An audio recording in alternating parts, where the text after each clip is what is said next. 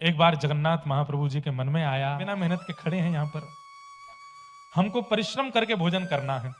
महाप्रभु जगन्नाथ जी बोले, माधव दास जी मेरी इच्छा हो रही है। बोले क्या? मेहनत करके भोजन करना है। बोले क्या करोगे? बोले चोरी करने जाएंगे। माधव दास जी बोले वाह, अरे ऐसी मेहनत करोगे, चोरी करके खाओगे?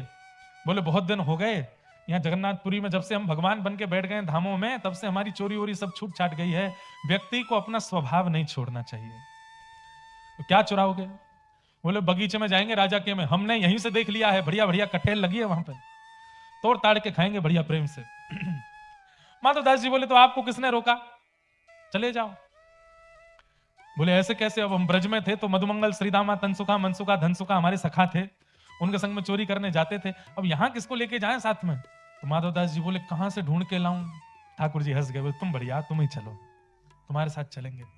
माधव दास जी बोले हमको आती नहीं है चोरी करनी। बोले कुछ नहीं, बस 2-3 बातों का ध्यान रखना, ज्यादा आवाज मत करना, फुर्ती रखना। रात्रि का समय हुआ, छोटे से बालक का रूप धारण करके महाप्रभु जगन्नाथ जी आ गए बाहर। माधव दास जी ने जैसे ही देखा, आहा, छोटे से गोपाल जी कमर पे फेंटा बांध करके, हल्का सा पेट निकला हुआ है, छोटे छोटे चरण हैं, छोटे छोटे हाथ हैं, बड़ा बड़ा मुख है, बड़े बड़े नेत्र हैं, और कारी सौल ओढ़ करके आए हैं, केवल आंख ही आंख दिख रही हैं और कुछ नहीं दिख रहा है। माधव दास जी के कंधा पे बैठ गए, बोले चलो चोरी करा के लाओ। और ठाकुर जी पहुंच गए राजा के बगीचे में।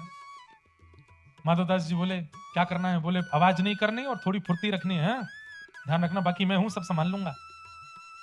कटहल के पेड़ के नीचे पहुंच गए। बोले कौन से वाले पे चढ़ना है, इस पे कि उस पे? ठाकुर जी बोले धीरे बोल, आवाज कर रहा है।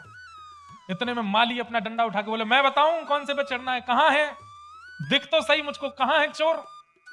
ठाकुर जी बोले देख ये माली हमको पकड़ लेगा, घना बड़ा बगीचा है, घने जंगल है, थोड़ी धीरे धीरे बोलो, फुर्ती रखो थोड़ी। बोले अब क्या करें?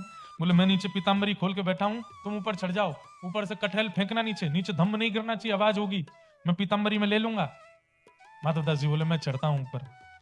माधव दास जी चढ़ गए ऊपर।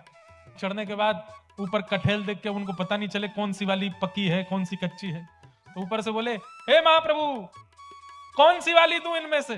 ठाकुर जी बोले चढ़ो रे ऊपर, मैं जाऊं यहां से। भागे वहां से, ठाकुर जी तो भाग गए। माली आए, बोले मैं बताऊं कौन सी, आ जा नीचे आ। माधव दास जी धीरे धीरे नीचे उतर करके आए।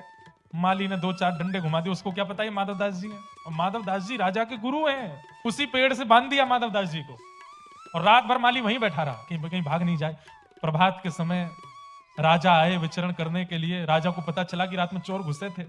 राजा ने आकर के जैसे पेड़ से बंधे हुए गुरुदेव को देखा, गुरुदेव चरणों में दंडवत प्रणाम किया, अरे खोलो इनको, अरे राजा जी यही चोर है, अरे ये मेरे गुरुदेव हैं।